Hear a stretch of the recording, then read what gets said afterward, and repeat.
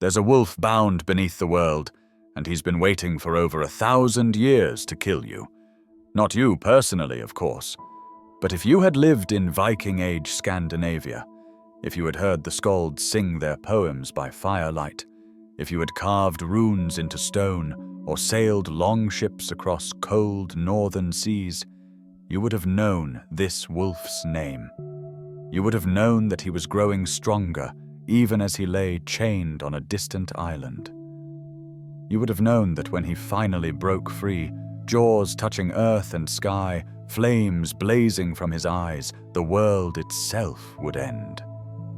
And most terrifying of all, you would have known that the gods themselves, the mighty Aesir who controlled thunder and wisdom and war, were powerless to stop him, because they had already tried. Here's what makes Fenrir's story unlike any other monster tale you've heard. The gods knew exactly what he would do. They had prophecies, detailed and specific, describing the precise moment and manner of their own deaths. They watched this wolf grow from a pup into something vast and terrible. And with every passing day, the prophecy grew heavier, more certain, more unavoidable. So they did what any rational beings would do when facing an existential threat they could see coming. They tried to prevent it. They used their finest chains, their cleverest tricks, their most powerful magic. They bound him with impossibility itself. And it didn't matter, not one bit. Because here's the twist that makes this ancient Norse myth feel disturbingly modern.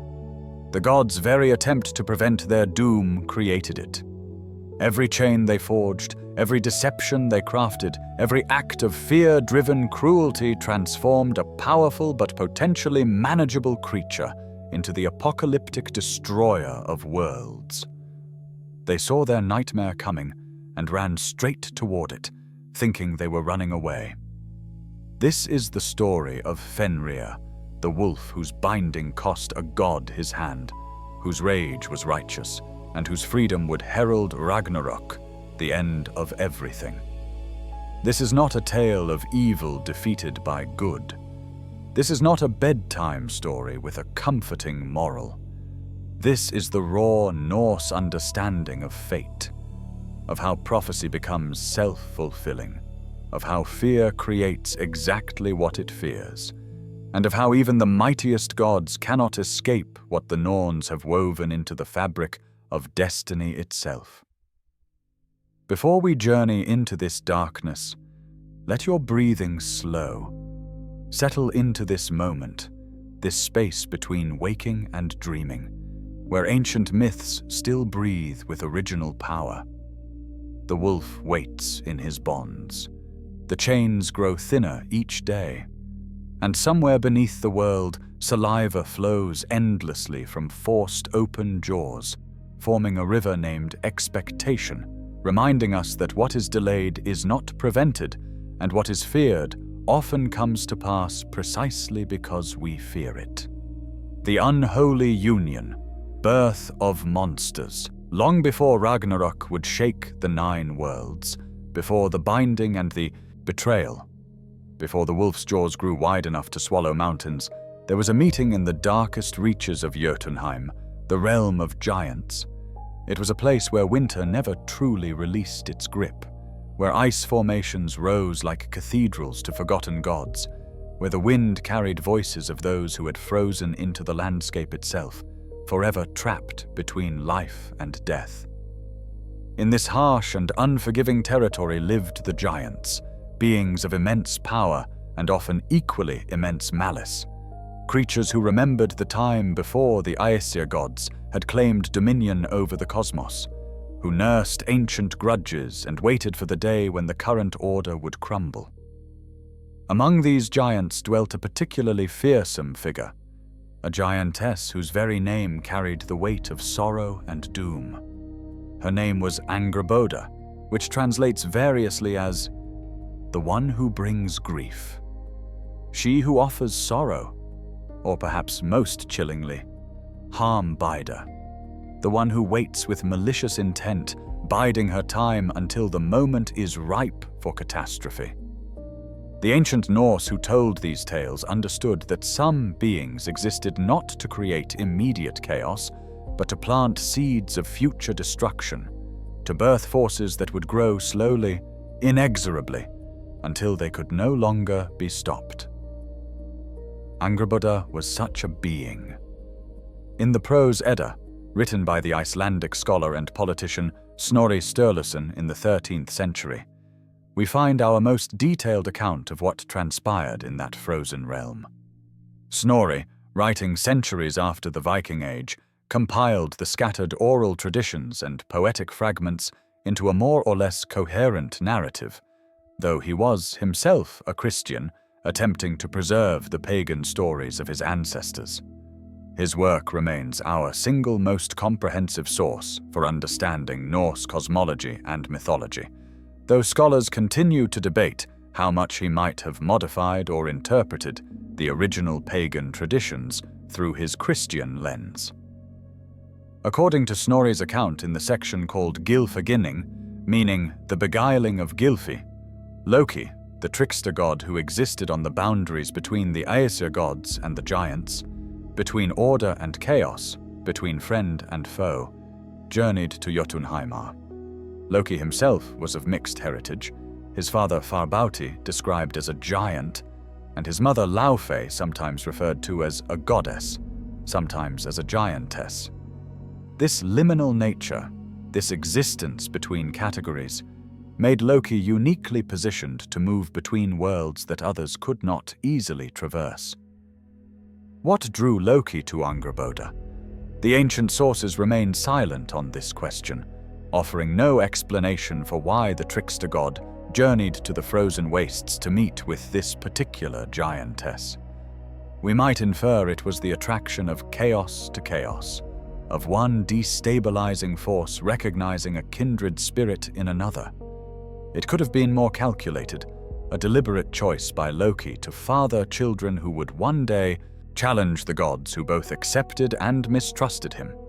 Or perhaps, in the way of ancient tales, it simply happened, an inevitability written into the very structure of the cosmos by the Norns, those three mysterious beings who sat at the base of Yggdrasil, the world tree, and wove the fates of gods and men alike. The texts leave this mystery unsolved, and in that silence, we're left to wonder whether even the trickster god understood the full weight of what he was setting in motion. Whatever the reason, Loki and Angrboda came together in that frozen wilderness, and from their union came not one, but 3 children, each more terrible than the last, each destined to play a crucial role in the destruction of the gods. The Prose Edda describes them with unusual specificity, as if Snorri wanted his audience to understand the full scope of the catastrophe that was being set in motion. First came Jörmungandr, the Midgard serpent, a creature that would grow so vast it could encircle the entire world of humans, Midgard, and grasp its own tail in its mouth. Second came Hel, a being described as half living and half dead, her body divided down the middle, one side that of a beautiful woman, the other a rotting corpse. And third, the subject of our tale, came Fenrir, called also Fenrisulfur, the Fenris wolf, a creature born in the shape of a wolf pup, but destined to grow into something far beyond anything the natural world could produce. The names themselves carry meaning and foreboding. Fenrir's name derives from Old Norse words associated with fens and marshes, meaning fen dweller, or one who lives in the wetlands, perhaps a reference to his mother's home in the wilderness, or perhaps a poetic way of suggesting something that lurks in dark, murky places, something that emerges from the depths when least expected. He bore other names as well, each adding another layer to his fearsome reputation. Hrodvitna, meaning fame wolf, or renowned wolf. Acknowledging that even before his actions at Ragnarok, his legend would spread throughout the 9 worlds. And Vanaganda, the monster of the river Van, a name that would only make sense much later, after his binding, referring to the river of saliva that would flow endlessly from his fettered jaws.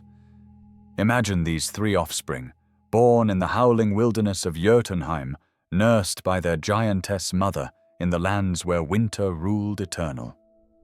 Based on how the sources describe their early years, we can picture young Fenrir, not yet the world destroyer he would become, perhaps playing with his siblings in the snow, wrestling with his brother the serpent, watched over by his sister who already bore the marks of her strange dual nature. They were children, in their way, despite being the children of trickster and giantess, despite carrying within them the seeds of cosmic destruction. Here's what makes this even more tragic. According to the fragmentary references in the Poetic Edda, Fenrir and his siblings spent their early years in Jotunheim with their mother Angrboda, living what might have been, by giant standards at least, a relatively ordinary childhood. The wolf who would one day swallow Odin whole was once simply a young creature learning to hunt, to howl, to navigate the frozen wastes with his family. The Prose Edda tells us nothing of malice or violence during these early years. Nothing to suggest these children were actively threatening anyone. They were merely growing, as all young things grow. But to the gods watching from afar, that growth itself was the threat. And the prophecies hanging over these children meant they could never be allowed the luxury of an ordinary life. But the gods knew. Somehow, through prophecy or divination, or perhaps through Odin's own obsessive quest for knowledge, the Aesir learned of these three beings growing up in the realm of giants. The Prose Edda tells us that Odin, the All-Father, the one-eyed god of wisdom, war, and death, consulted seers and Völvas, prophetesses who could see through the veil of time. What they told him chilled even the king of gods to his core. And here's where the prophecy reveals its full horror. These three children of Loki and Angrboda were destined to bring about the doom of the gods themselves. Not might bring doom, not could potentially cause problems if left unchecked, but would definitively, inevitably, inescapably destroy the golden age of the Aesir and usher in Ragnarok, the twilight of the gods, the end of all things. The Völva's visions were specific and terrible, detailing not just that the gods would die, but exactly how, and by whose hand, claw, or fang. The prophecies were specific and terrible. Jörmungandr would poison the sky itself and engage in mortal combat with Thor, the thunder god, each slaying the other in their final battle. Hel would refuse to release the beloved god Balder from the realm of the dead, an act that would set in motion the chain of events leading to Ragnarok, and she would ultimately sail to the final battle at the head of an army of dishonored dead. And Fenrir, the wolf, would grow to such monstrous size that his lower jaw would scrape the earth, while his upper jaw touched the sky, and he would devour Odin himself, swallowing the All-Father whole during the chaos of the final battle. Can you imagine what it must have been like to possess such knowledge? To know with absolute certainty not just that you would die, but exactly how, and by whose hand, or in this case, whose jaws. The Norse conception of fate was not like our modern understanding of probability or possibility. Fate, called Örlog or Weird in the various Germanic languages, was not something that might happen. It was something that had already happened, in a sense, woven into the fabric of reality by the Norns. To know your fate was not to know a potential future you could avoid. It was to know a reality that already existed, that you were moving toward with every breath, every choice, every moment that passed. The gods, in their wisdom, or perhaps their hubris, decided they could not allow these children to remain free in Jotunheim, growing unchecked, waiting to fulfill the prophecies. They would intervene. They would attempt to control what the Norns had already woven. and so Odin sent a group of Aesir to Angrboda's dwelling in the realm of giants. The ancient texts give us no details about this seizure, no description of whether words were exchanged or violence used.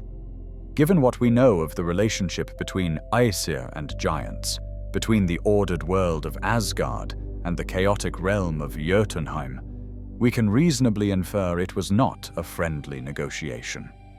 The Prose Edda simply states that the gods had the children brought to them, leaving the method and circumstances to our imagination, though the result is clear enough.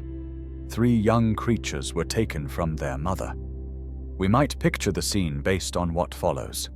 Angrboda, whose name means she who brings grief, watching as the gods take her offspring, powerless to stop them despite her strength as a giantess, or perhaps knowing, in the way that beings touched by prophecy sometimes know, that this too was part of what must be. The young Fenrir, perhaps still small enough to be carried, may have howled for his mother as he was taken away. Jörmungandr, the serpent, likely coiled in fear or anger. Hel, with her half-dead face watching with eyes that had already seen too much. What the gods did next reveals much about their character and their growing desperation. They did not kill these children, though that might have seemed the logical solution to beings prophesied to destroy them. Why not? The sources don't explicitly say, leaving scholars to debate the question for centuries. Some suggest the gods were bound by laws or oaths that prevented the slaying of Loki's offspring, as Loki was himself counted among the Aesir, despite his giant heritage. Others propose they feared Loki's reaction, knowing the trickster was volatile and dangerous when provoked. But here's what the sources do make clear. Whatever the reason, the gods chose a path that would prove far worse than either killing or freeing these children. They decided to separate them, to neutralize each threat in a different way, to control what they feared through isolation and imprisonment. It was, in retrospect, a decision that guaranteed the very outcome they hoped to prevent. Odin took the serpent Jörmungandr and hurled it into the great ocean that encircled Midgard, the world of humans. There, he believed, the serpent would sink to the depths and be forgotten, lost in the vastness of the seas. He could not have imagined that the serpent would thrive in those cold depths, growing and growing, feeding on whatever lived in the darkness of the ocean floor, until its body became long enough to wrap entirely around the world, until it could grasp its own tail in its mouth, creating an Ouroboros that held Midgard in a deadly embrace. Hel, the half-dead daughter, Odin assigned to rule over the realm of the dead, the place that would bear her name, Helheim. There she would receive those who died of sickness or old age, those who did not perish gloriously in battle, and thus were not chosen to join Odin's warriors in Valhalla. It seemed a fitting position for one who was herself half corpse, and perhaps Odin thought that by giving her an official role, by incorporating her into the cosmic order, he could control her destiny. But Hel would prove as unyielding as her half-dead flesh, and when the time came, she would make the choice that sealed the gods' doom. And Fenrir? The wolf they kept close. This decision would define much of what followed, the long tragedy that ended with jaws closing around the All-Father's body. They brought the wolf to Asgard itself, to the shining realm of the gods, and there they attempted to raise him, to civilize him, to prove that even a beast prophesied to destroy them could be tamed through proximity, and perhaps through kindness. It was a decision born of fear, trying to masquerade as confidence. Keep your enemy close, the saying goes, where you can watch him. But in watching Fenrir, the gods would only watch their doom approach, day by day, growing larger and more terrible with each passing moment, until the wolf became exactly what they feared, perhaps precisely because they feared it. The Wolf in the Hall of Gods. Fenrir arrived in Asgard as little more than a pup, though calling him a normal wolf cub would be like calling a storm a light rain. Even in his youth, there was something unnatural about his size, his strength, the intelligence that gleamed in his eyes. The gods had seen wolves before, of course. Wolves roamed the forests of Midgard, hunted the frozen wastes of Niflheim, even served certain gods as companions and symbols. Odin himself had 2 wolves, Geri and Freki, who lounged at his feet in Valhalla, eating the meat the All-Father did not consume. But Fenrir was different. He was other. He was wrong in ways that defied simple description. The Prose Edda tells us that the Aesir gods raised Fenrir in Asgard, but it provides frustratingly few details about what this actually meant. How does one raise a wolf destined to devour the king of gods? What do you feed a creature that grows at an unnatural rate? How do you interact with something that you know, with prophetic certainty, will one day tear you apart? The text's silence on these practical matters speaks volumes, forcing us to imagine the strange, tense atmosphere that must have pervaded Asgard during this period. We know one crucial detail. Of all the gods, only Tyr was brave enough to feed Fenrir. This single fact tells us everything about how the other Aesir viewed the growing wolf. Tyr, whose name gives us our word Tuesday, was the god of war, of single combat, of justice, and of oaths. He was renowned for his courage, considered by some scholars to have been among the oldest and most important of the Germanic gods, before Odin's cult rose to prominence. Tyr was not reckless, not foolish, not ignorant of danger. He knew what Fenrir was, what Fenrir would become. And yet he approached the wolf daily, bringing food, perhaps speaking to him, perhaps developing something that could almost be called a relationship, though we must be careful not to sentimentalize it. Imagine Tyr walking through the halls of Asgard toward Fenrir's dwelling, carrying meat for the growing wolf. The other gods watching from their windows, from their doorways, relieved that Tyr would do what they could not bring themselves to do, but perhaps also wondering if his bravery bordered on madness. And Fenrir, growing larger with each passing season, waiting for the sound of Tyr's approach, the one god who did not flinch from him, the one god who treated him as something more than a prophesied doom. The wolf grew. This simple statement carries terrible weight when you understand what it meant. Fenrir did not grow the way normal wolves grow, reaching adult size and then stopping. He continued to grow, day after day, week after week, month after month, year after year. His shoulders broadened, his jaws lengthened. His teeth became like daggers, then like swords, then like something for which no comparison existed. His paws left impressions in the ground that looked like small craters. When he moved, the earth trembled. When he howled, and surely he howled, the sound carried across all of Asgard, a mournful cry that reminded every god of the prophecy they could not forget. The Aesir watched this growth with mounting dread. They held councils, gathering in Odin's great hall Valhalla, or perhaps in the assembly place called Thingvellir, where gods met to discuss matters of cosmic importance. What could they do? The wolf was already growing beyond any hope of physical control. His strength was becoming legendary even in Asgard itself. They had invited him in, thinking to contain him, but they had only created a more immediate threat, brought the instrument of their destruction into the very heart of their realm. Odin consulted the runes, those mysterious symbols he had won at terrible cost, hanging for 9 days and 9 nights on the world tree Yggdrasil, sacrificing himself to gain knowledge of past and future. The runes confirmed what the Volvas had already told him. Fenrir would kill him.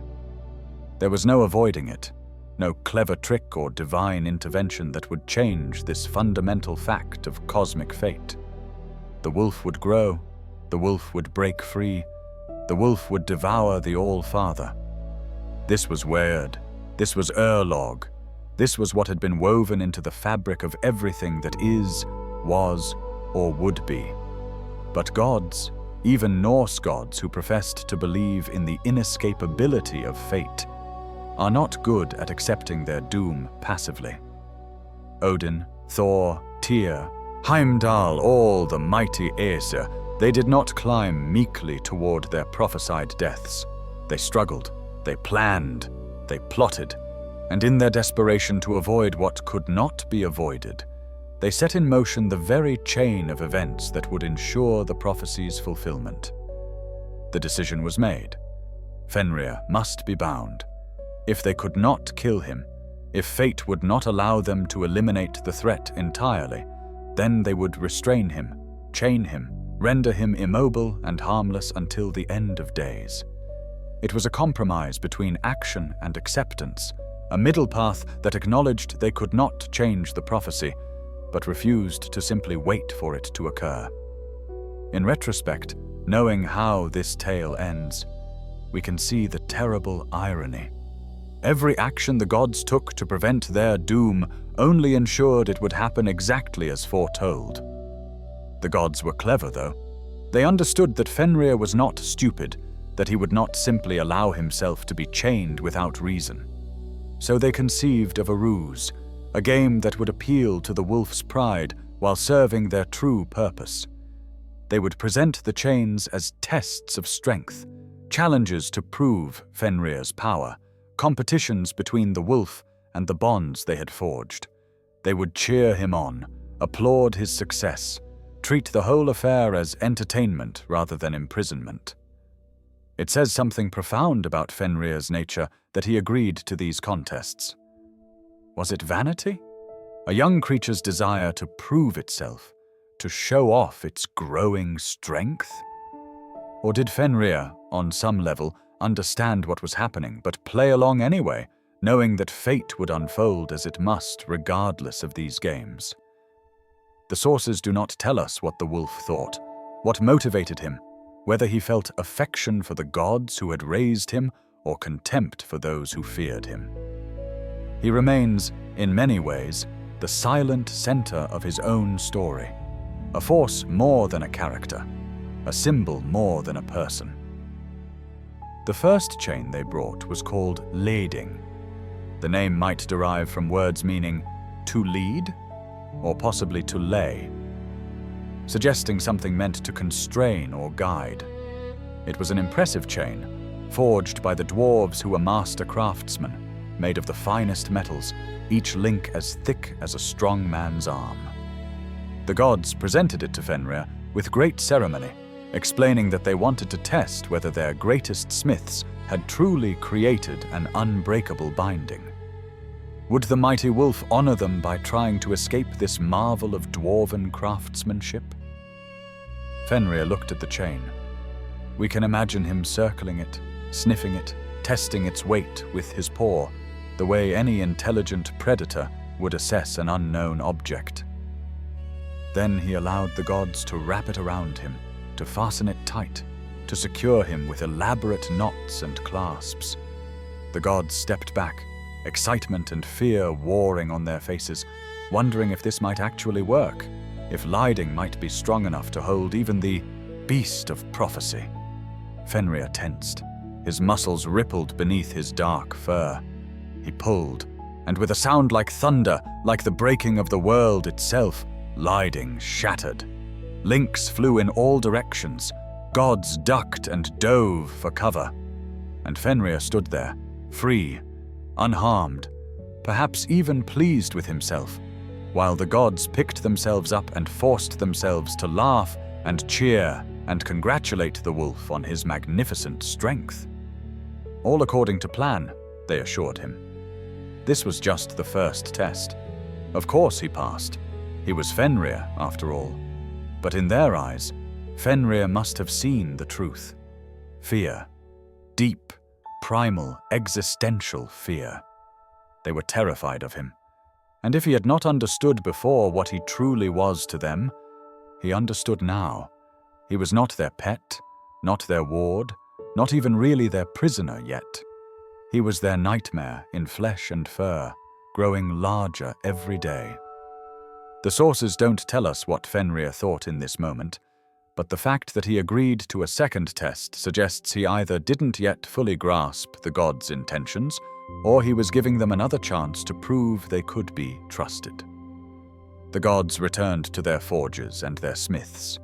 If Lyding was not strong enough, they would create something stronger.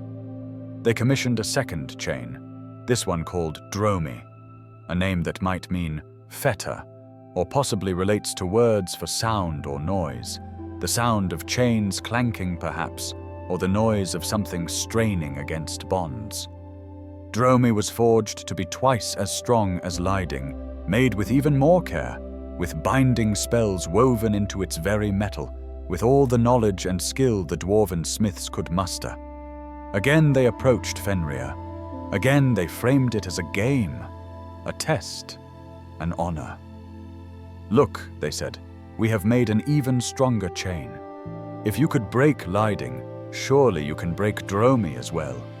Your fame would spread throughout all the 9 worlds. Every creature would know of your incredible strength."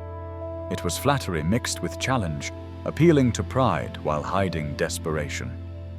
Fenrir was older now, larger, more experienced. The prose Edda suggests he hesitated this time, noting that the wolf suspected some guile when presented with this second chain. He was beginning to understand the pattern, to see through the gods' cheerful facade to the fear that motivated them. But in the end, he agreed.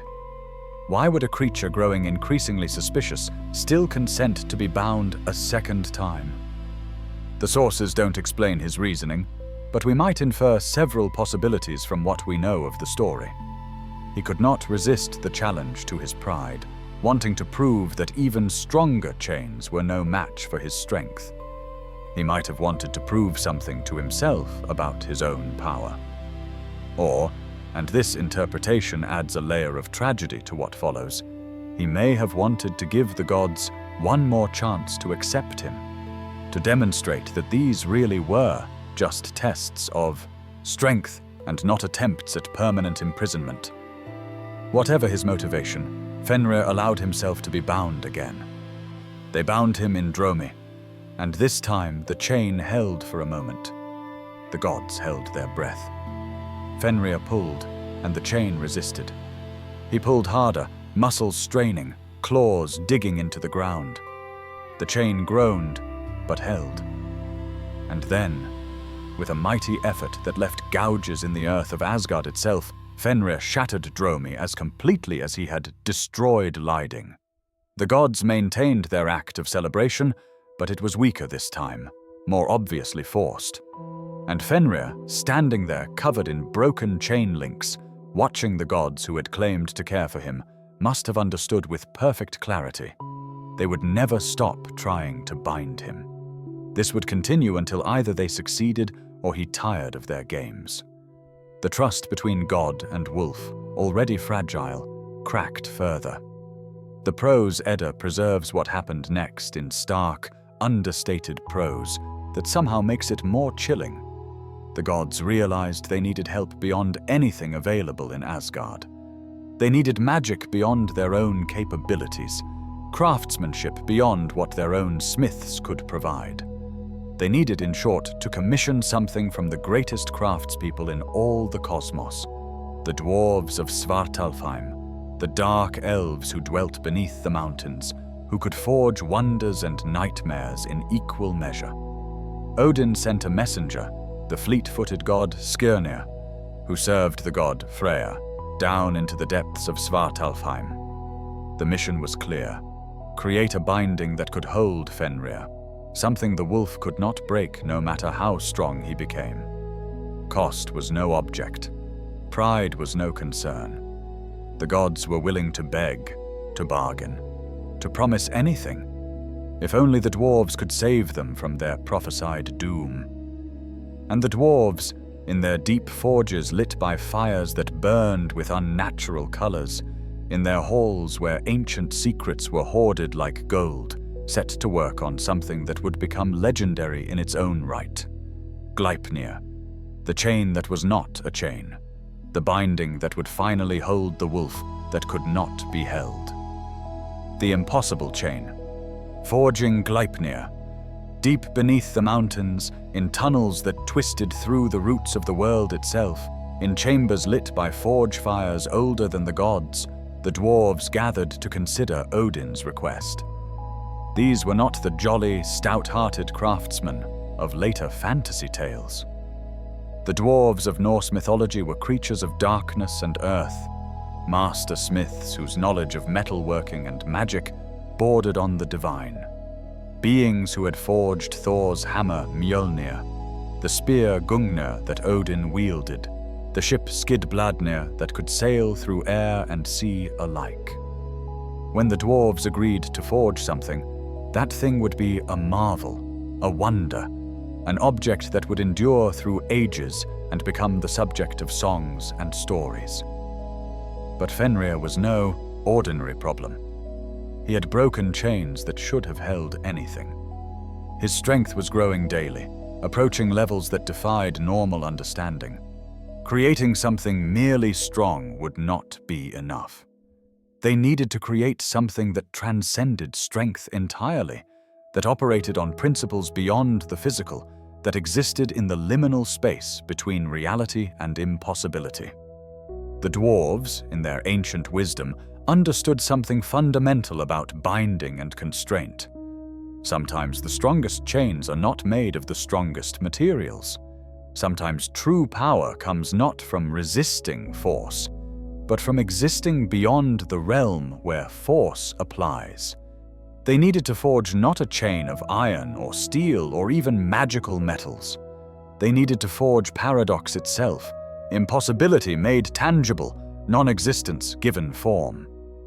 The Prose Edda preserves the list of materials used to create Gleipnir, and it is one of the most fascinating passages in all of Norse mythology. Listen to these ingredients and consider what they suggest: the sound of a cat's footfall, the beard of a woman, the roots of a mountain, the sinews of a bear, the breath of a fish, and the spittle of a bird. Each of these things shares a crucial characteristic: they do not exist. Cats walk silently, leaving no sound. Women, by the understanding of medieval Norse society, do not have beards. Mountains have no roots in the literal sense, though they seem immovable. The sinews of a bear may refer to something beyond literal bear tendons, something that doesn't exist in the physical world. Fish don't breathe air. Birds don't produce meaningful spittle. But here's the revelation that makes Gleipnir more than just a magical chain. The Prose Edda adds a crucial detail after listing these materials. It notes that this is why these things don't exist in the world anymore. The sound of cats' footfalls, the beards of women, the roots of mountains, all these things were real once, but the dwarves consumed them entirely to forge Gleipnir. They didn't just use non-existent materials, they made things non-existent by using them.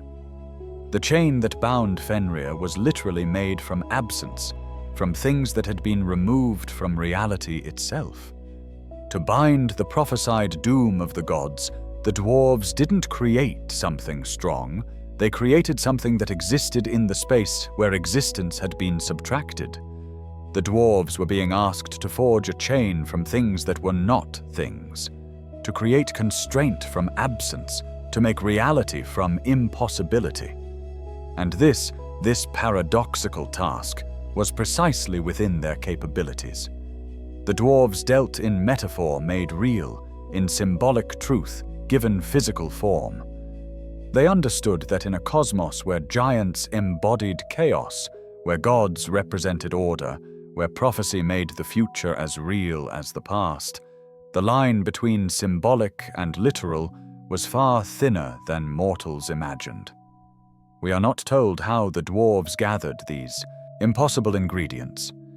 The Eddas leave this mystery unsolved, and perhaps rightly so. Did they venture into the night to capture the silence of hunting cats, somehow bottling soundlessness itself? Did they search throughout all the 9 worlds for a bearded woman, or did they have to create the very concept of woman's beard in order to then consume it for their forge work? Did they descend to the very roots of the world, to the deepest parts of mountains where stone meets the infinite below, and somehow harvest the concept of rootedness from places where roots cannot exist? Some magics are more powerful when left unexplained, some mysteries more potent when preserved as mystery, and the crafting of Gleipnir seems to be one of them. What we are told is the result. Gleipnir.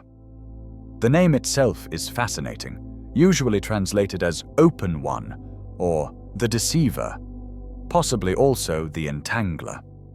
It suggests something that appears open, accessible, harmless, but which traps through deception.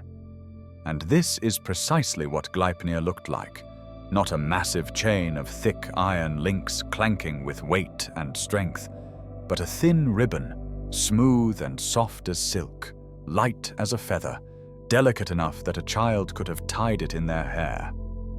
This appearance was crucial to the trap the gods were setting. After Laeding and Dromi, after 2 massive chains that had obviously been meant to restrain him, Fenrir would be suspicious of anything that looked like a binding. But this thin ribbon that seemed more suited to wrapping presents than restraining monsters. How could it possibly hold anything, let alone the wolf whose jaws would one day span the distance between earth and heaven? The Prose Edda describes Gleipnir as smooth and soft, more like a silk ribbon than a chain, and yet it possessed a quality that transcended any normal material. It could not be broken. Not could not be easily broken, not would be very difficult to break, but simply could not be broken, not by any force in any world, not by gods or giants or anything that existed within the bounds of creation. Because Gleipnir was made of things that did not exist, it existed in a space beyond existence, and therefore beyond the normal rules of physical reality. Think about the profound implications of this. The gods had commissioned a chain made of impossibilities to bind a creature prophesied to devour the All-Father. They had sought to trap fate itself using paradox. They had descended into the depths, seeking a solution from creatures who lived in darkness, who understood the hidden workings of the world in ways that the sky-dwelling Aesir never could. And the dwarves had delivered exactly what was requested. A chain that could not be broken because it was not truly there, a binding that held because it existed in the spaces between existence. When Skirnir returned to Asgard carrying Gleipnir, when he presented this thin silk ribbon to Odin and the assembled gods, we can imagine their initial disappointment, their confusion. They had asked for the strongest chain ever made, and they had received this delicate thing that looked like it would tear if you looked at it too hard. But the dwarves had included instructions, or perhaps a demonstration, showing that Gleipnir possessed properties beyond anything that appeared from its form. Pull it, and it would not stretch. Cut it, and blades would slide off its surface. Burn it, and fire would find no purchase on its impossible weave. The gods understood. They had been given a miracle wrapped in deception, exactly what they needed to approach the now wary wolf. But here's where the gods' plan required something even more sophisticated than a magical chain. They needed Fenrir to agree to be bound by it. After Laeding and Dromi, after 2 obvious attempts to chain him disguised as tests of strength, the wolf would be suspicious of anything presented as a binding. They needed a new approach, a more subtle manipulation, something that would appeal to Fenrir's nature while also protecting their true intent. The gods decided to make an expedition of it, to frame this 3rd attempt as something special, something different from the previous tests. They invited Fenrir to travel with them to a particular place, an island in a lake, a location called Amsvatna. The name means the one of swarthy color, or possibly dark-colored water, suggesting a place removed from the bright halls of Asgard, somewhere isolated, somewhere the wolf could be contained if things went wrong, somewhere the gods could flee if necessary, leaving water between them and the wolf's fury. On this island stood a large rock or boulder, something stable and immovable, suitable for anchoring chains if one needed to anchor chains. Though, of course, the gods assured Fenrir this was still just a test, just another game to prove his incredible strength. They showed him Gleipnir, this thin ribbon, laughingly suggesting it was the strongest chain yet made, though it certainly didn't look like much, did it? Surely a wolf of Fenrir's power could snap it as easily as he had broken the much more impressive-looking lading and dromi. But Fenrir had learned. He had grown not just in sense but in understanding. He looked at this thin ribbon, so unlike the previous chains, and his instincts told him something was wrong. The prose Edda tells us that Fenrir grew suspicious, that he recognized this for what it likely was. Not a test, but a trap. One final attempt by the gods to bind him permanently. And in this moment of recognition, of seeing through the gods' deception to the fear and determination beneath, Fenrir made a decision that would change everything. That would ensure the prophecy's fulfillment in the most terrible way possible. He would agree to be bound by Gleipnir, he announced, but only under one condition. One of the gods must place their hand in his mouth as a pledge of good faith. If the gods were being honest, if this truly was just another test of strength like Lyding and Dromi, then they had nothing to fear from this condition. But if they were deceiving him, if Gleipnir was truly a trap he could not escape, then when he discovered their betrayal, he would bite down, and whichever god had placed their hand in his jaws would lose that hand as payment for the broken trust. The gods looked at each other. None of them wanted to do this. They knew that Gleipnir would hold, that Fenrir would not be able to break it, that their trap was sound, which meant that whichever god accepted Fenrir's condition would definitely lose their hand. This was not a risk or a gamble. This was a certainty. One of them would be maimed, permanently, as the price of binding the wolf. The silence must have stretched, uncomfortable, revealing. The mighty Aesir, who boasted of their courage, who told stories of their bravery in battle against giants and monsters, none of them willing to make this sacrifice. Until finally, one god stepped forward. And here's the detail that transforms this from a simple tale of courage into something more profound. The god who volunteered was Tyr, the only god who had fed Fenrir all these years, who had come closest to something like friendship with the wolf, who understood better than any of them what was about to happen and what it would mean. Not Thor, not Odin, not Heimdall, or any of the other gods who had kept their distance from the growing wolf. It was Tyr who placed his hand in those jaws, knowing it would be bitten off, knowing he was participating in a betrayal of whatever trust had developed between them during those years of daily feeding. Think about what this means. Tyr, god of oaths and justice, was about to break an implicit oath by participating in a deception, and he would pay for it with his hand. The god most associated with keeping faith was the one who would betray it. Whether this was noble sacrifice or profound tragedy depends on how you look at it, and the sources refuse to tell us which interpretation is correct. Tyr, god of war and justice, god of oaths and single combat, extended his right hand and placed it in Fenrir's mouth. The betrayal, Tyr's hand and Fenrir's binding. The moment of Tyr's hand entering Fenrir's mouth must have seemed to last forever to those watching. Here was a god, one of the mightiest of the Aesir, willingly placing his flesh between jaws that could crush mountains, trusting or perhaps knowing that trust was irrelevant to what would follow. Fenrir, for his part, must have felt the warm presence of the god's hand, perhaps tasting the salt of Tyr's skin, feeling the pulse of divine blood through divine veins. They stood there, god and wolf, connected in the most intimate possible way, a connection that symbolized everything that had gone wrong between them, all the fear and distrust and impossible prophecy that had brought them to this island, this moment, this inevitable betrayal. The other gods moved quickly now, with the practiced efficiency of those carrying out a plan long rehearsed. They took the thin silk ribbon of Gleipnir and began to wind it around Fenrir's body. It looked almost tender, this binding, like wrapping a precious gift or swaddling an infant. The ribbon slid smooth and soft around the wolf's powerful limbs, encircling his massive torso, weaving between his legs and around his throat. It did not look threatening.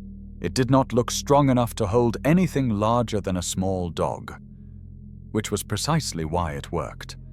Fenrir let them complete their work, Tyr's hand still resting in his mouth, a constant reminder of the condition he had set, the oath the gods had implicitly sworn by accepting his terms. When they finished, the gods stepped back, and there was Fenrir, bound in what looked like decorative ribbon, almost ridiculous in its apparent inadequacy.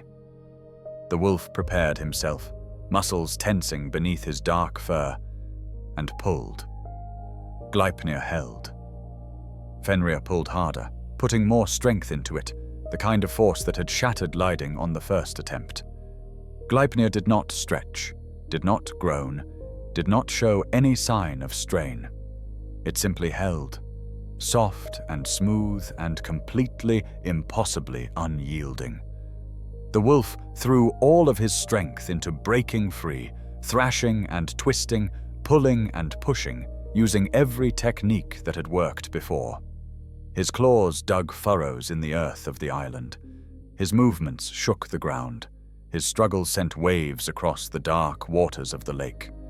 But Gleipnir, made of things that did not exist, bound him with the force of impossibility itself. The more Fenrir struggled, the tighter the ribbon became, not through any mechanism of normal rope or chain, but through its very nature as paradox made real. The moment of realization must have been devastating. Fenrir understood, with sudden and absolute clarity, that he had been deceived. This was not a test. This was not a game. This was exactly what he had feared. A trap, carefully laid, using the dwarves' greatest craft to create something he could never escape. The gods had lied to him. They had used his own pride and strength against him. And worst of all, they had used Tyr, the one god who had shown him any kindness, the one god who had fed him and perhaps treated him as something more than a prophesied doom. In the prose Edda, what happens next is described with stark simplicity. Fenrir bit down. Tyr's hand, still in the wolf's mouth as the pledged sign of good faith, was severed cleanly from his arm.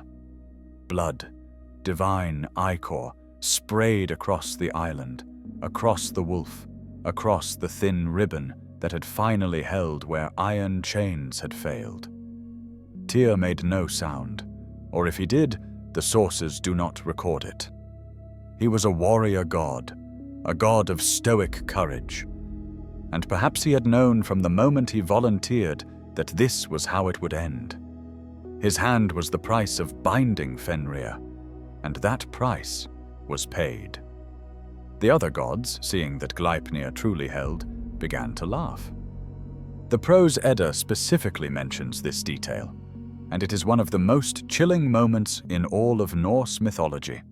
They laughed, these divine beings, at the successful binding of a creature they feared, at the maiming of one of their own, at the betrayal they had just completed.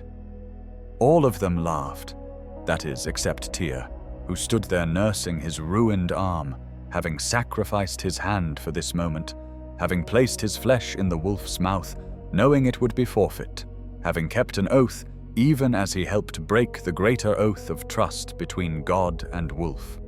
Why did they laugh?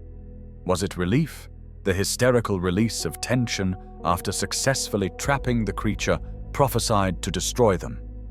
Was it mockery, derision directed at the bound wolf who had been so certain of his strength? Was it guilt transmuted into cruelty, the defensive laughter of those who know they have done something terrible but cannot admit it?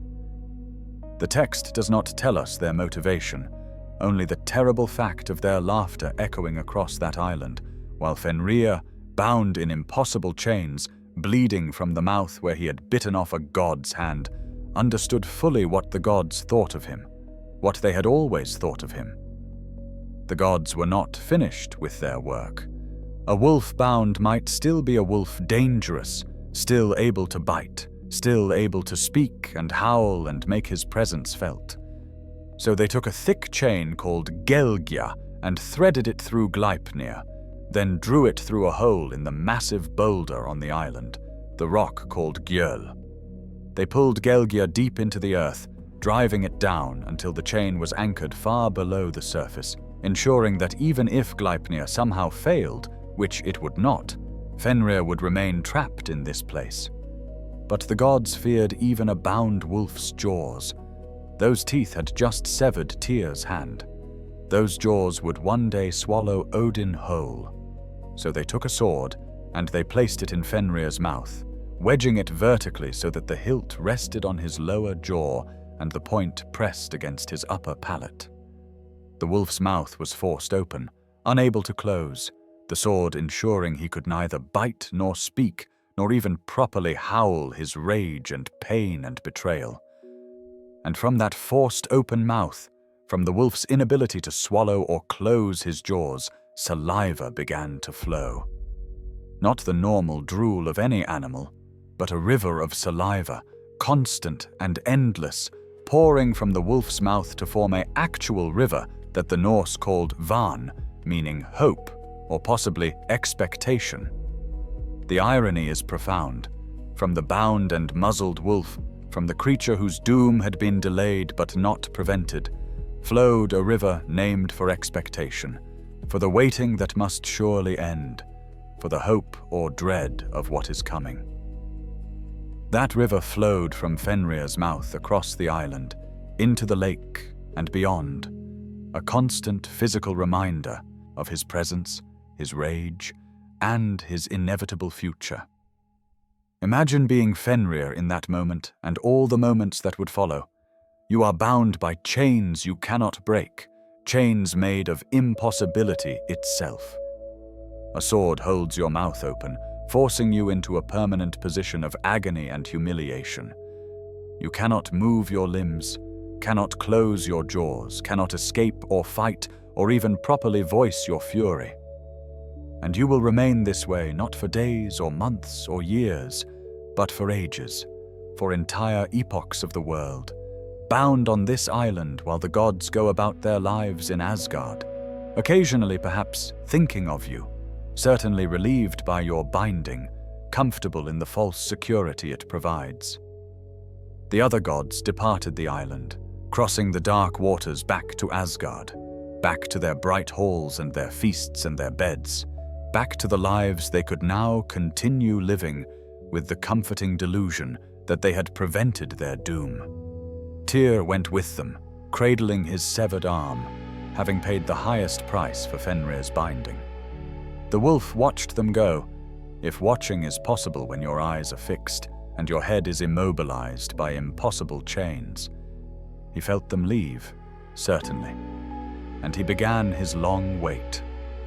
The sources tell us that Fenrir would remain bound until Ragnarok, until the end of all things, until the moment when the prophecy would finally unfold as the Norns had woven it. But they do not tell us what it was like for the wolf during those long ages of imprisonment. Did time pass differently for him? bound as he was outside normal physical constraints by chains made of impossibilities? Did he sleep, dream, rage internally where no one could see or hear? Did he think of Tyr, the god who had fed him, who had placed his hand in the wolf's mouth, who had kept his part of the bargain even while helping to betray the greater trust? We can imagine the wolf's thoughts turning darker, harder, colder with each passing century. Whatever Fenrir had been before the binding, whatever possibilities might have existed for a different relationship between him and the gods, those possibilities died on that island. The betrayal was complete. The gods had revealed themselves. They did not see him as a being to be understood or reasoned with or even honorably destroyed. They saw him only as a threat to be neutralized, a doom to be delayed, a prophecy to be cheated through trickery and chains. And Fenrir, in his bondage, became what they feared. If there had been any doubt about whether he would fulfill the prophecy, any possibility that circumstances or choice might alter fate, that doubt was erased by the binding itself. The gods, in their desperate attempt to prevent their doom, had guaranteed it. They had transformed a powerful but perhaps still neutral wolf into a creature of pure rage and vengeance, a being who had every reason to hate them, to want their destruction, to fulfill the prophecy not just because fate demanded it, but because they deserved it. The prose Edda tells us that from Fenrir's forced open mouth flowed the river Van, expectation. But we might equally say that from his binding flowed something else, the absolute certainty that when he finally broke free, and he would break free because prophecy demanded it, he would show no mercy, no hesitation, no remnant of whatever complicated feelings might have existed between him and the gods before the betrayal. He would be exactly what they feared, precisely because they had feared him. Tyr's sacrifice ensured Fenrir's binding, but it also ensured something else. That when the wolf finally broke free at Ragnarok, when the chains that could not be broken would somehow be broken because fate required it, when Fenrir ran across the 9 worlds with his lower jaw scraping the earth and his upper jaw touching the sky, when he finally reached Odin and opened his jaws to swallow the All-Father whole, it would not be merely fate being fulfilled. It would be revenge. Centuries of silence, the long waiting time in Norse mythology does not flow like a river, smooth and consistent. It moves in cycles, in repetitions, in patterns that echo and reflect. The gods feast in Valhalla while in Midgard, humans are born and die in the span of heartbeats. The world tree Yggdrasil stands eternal, while empires rise and fall in its shadow. And Fenrir, bound on his island, existed in a kind of frozen present, unchanged and unchanging, while ages passed in the world beyond his prison. The sources are almost entirely silent about this period, the centuries or perhaps millennia between Fenrir's binding and his eventual freedom at Ragnarok. The prose Edda moves directly from the binding to the apocalypse, as if the intervening time were irrelevant, as if nothing of importance happened during those long aids of the wolf's imprisonment. But silence in mythology often speaks as loudly as words. The absence of stories about this period tells us something crucial. The gods wanted to forget. They wanted to forget the wolf on the island, wanted to forget what they had done, wanted to forget that the doom they feared was not prevented but merely delayed, bound by chains that paradoxically could not be broken but would be broken anyway because prophecy trumps impossibility. Life in Asgard returned to something like normalcy. The gods held their feasts, settled their disputes, conducted their affairs with giants and mortals and each other.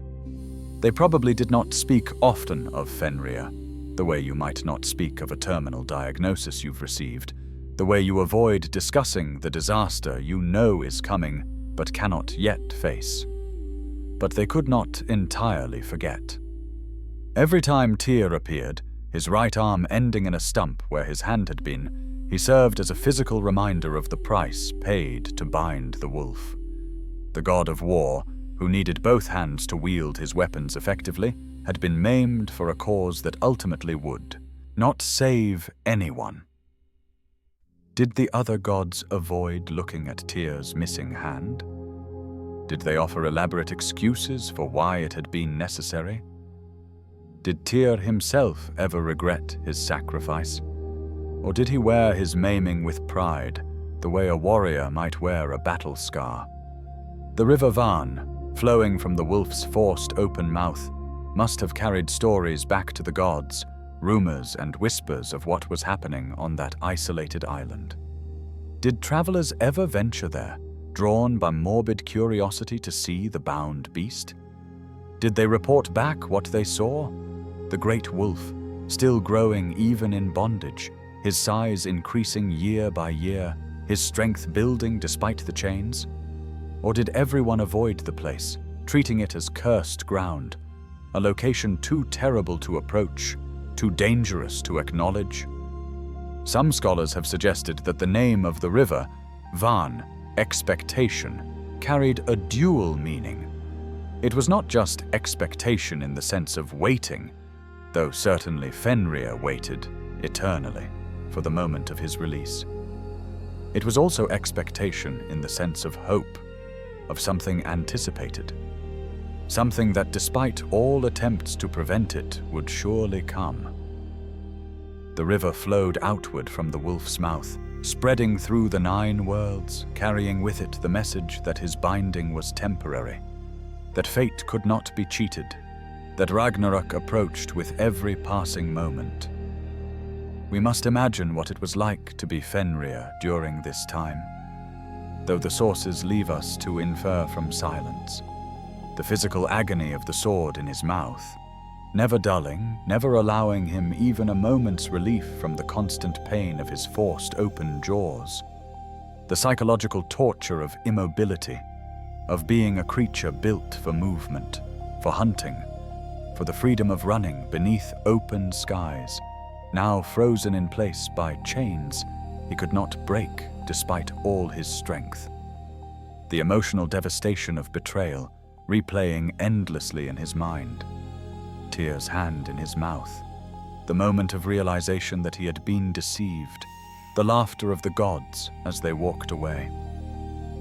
Did Fenrir try to break free during those long ages?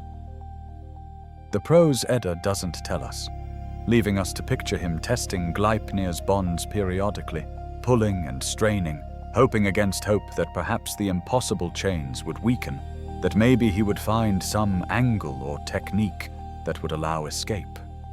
And each time, Gleipnir would hold, soft and smooth and utterly unyielding, made of things that did not exist, and therefore immune to any force within the realm of existence. Perhaps, over time, Fenrir stopped trying. Perhaps he learned the terrible patience of the absolutely trapped, conserving his strength not for futile attempts at escape, but for the moment he knew would come, the moment prophecy guaranteed, when the chains would break not through his effort, but through the unfolding of fate itself. Based on what the mythology tells us about Norse concepts of fate and vengeance, we can infer that he waited as the river named expectation flowed from his mouth, as the ages passed, as the gods in Asgard went about their lives pretending they had solved their problem. But prophecy whispered throughout the 9 worlds, carried on every wind, told and retold by vulvas and seers, preserved in poetry and song. Everyone knew, from the highest god to the lowest thrall, what was coming. Ragnarok, the twilight of the gods, the end of the world as they knew it. And central to every telling of that apocalyptic tale was Fenrir, the wolf who would break free, the beast who would kill Odin, the creature whose binding was not prevention, but merely postponement. Odin knew, the All-Father, the Wise One, the one who had sacrificed his eye for knowledge, who had hung on Yggdrasil to learn the runes, who consulted every seer and Völva he could find, desperate for any information that might help him avoid or at least understand his fate. Odin knew that Fenrir would escape, that his attempt to bind the wolf had bought time but not salvation, that everything the gods had done, all the deception and betrayal and maiming, had merely ensured that when the end came, it would come exactly as prophesied. This knowledge must have weighed on him like the heaviest of chains, heavier perhaps than Gleipnir itself. To know the day and manner of your death, to know that your greatest fear will be realized, to know that the creature you tried to contain will ultimately devour you. To know all of this and yet still have to live, to rule, to make decisions, to pretend that hope exists when prophecy has already written the ending. Odin carried this burden throughout all the ages of Fenrir's binding, and it shaped everything he did. The All-Father gathered warriors to Valhalla, building an army of the honored dead, the Einherjar, who would fight beside him at Ragnarok. He sought wisdom everywhere, consulting the severed head of Mimir, the wisest being who had ever lived, asking again and again if there was any way to change what was coming, any loophole or exception or clever trick that might alter fate. And always the answer was the same. What the Norns have woven cannot be unwoven. What is fated will occur. The wolf will break free. You will die in his jaws. Did Odin ever consider going to the island, facing Fenrir directly, perhaps trying to negotiate or apologize or explain why the binding had been necessary? Almost certainly not. What would be the point? The wolf's rage was righteous, his betrayal complete, his destiny assured. There was nothing to be said between God and wolf, no words that could bridge the gap of distrust and fear that had grown into an unbridgeable chasm. And so the ages passed. Empires rose and fell, heroes were born, performed their mighty deeds, and died. The gods had their adventures, their romances, their feuds and alliances.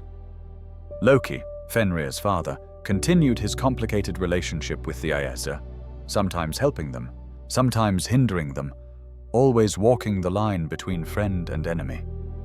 Did Loki think of his son, bound on the island? Did he feel guilt or anger or simply acceptance that this too was fated? The sources do not say, maintaining the same silence about this period that covers so much of Fenrir's imprisonment. But we know this. Every day that passed, every season that turned, every year that accumulated into decades and centuries and ages, brought the world one step closer to the moment when everything would change. Ragnarok was not approaching like a storm on the horizon, distant but drawing nearer. Ragnarok was inscribed into the very fabric of time itself, woven into reality by the Norns, as certain as the past and more inevitable than the present. It was coming.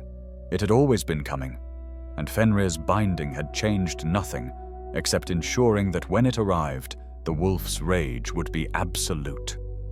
The chain would break. That was certain.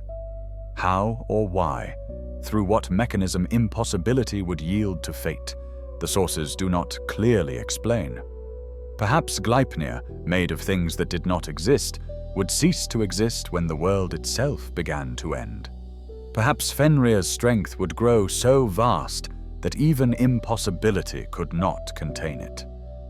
Perhaps the breaking of the chain was itself part of the prophecy, another thing that would happen because it must happen, requiring no explanation beyond the fact of its occurrence. But break it would.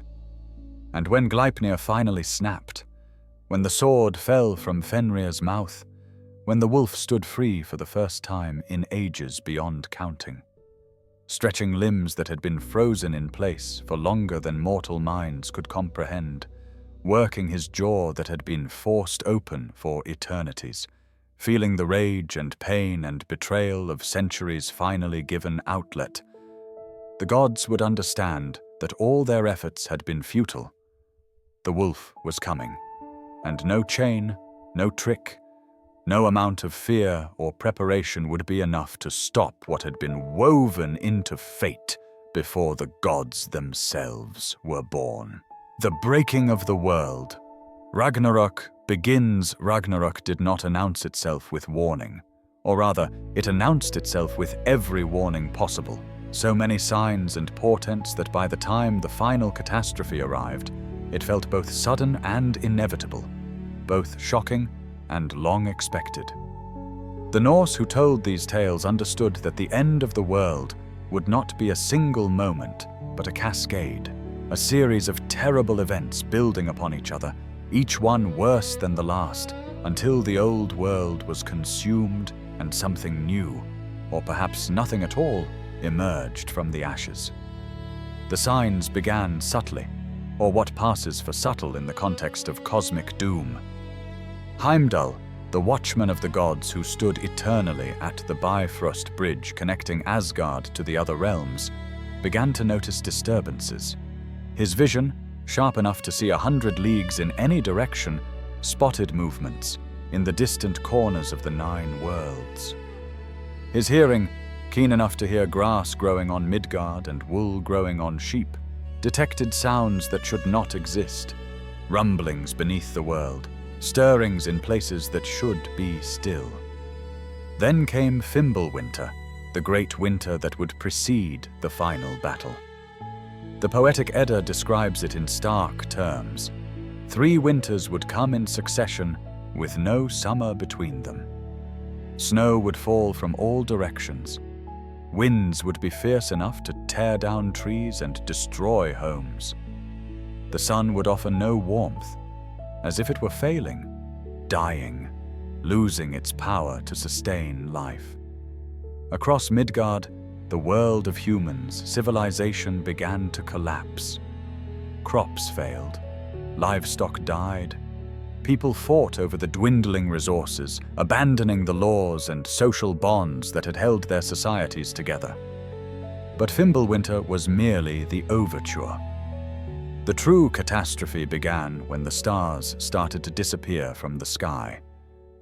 In Norse cosmology, the sun and moon were not lifeless bodies, but living beings, pursued eternally across the heavens by 2 wolves, Skjöll and Hati, who hunted them without rest, who had chased them since the beginning of time.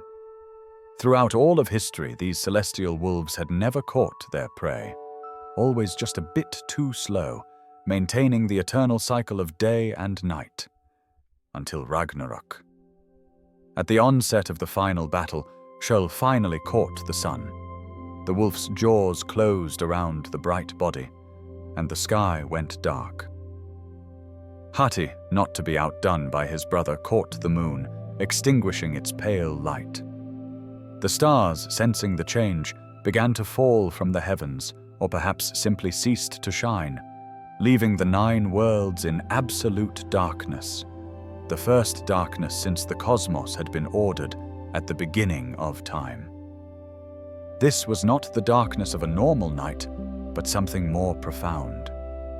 The absence of order, the unmaking of the structures that had defined reality.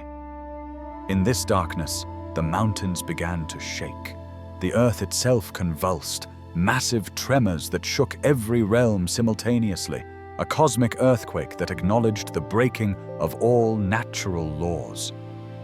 Trees torn from the ground, cliffs crumbled into the seas.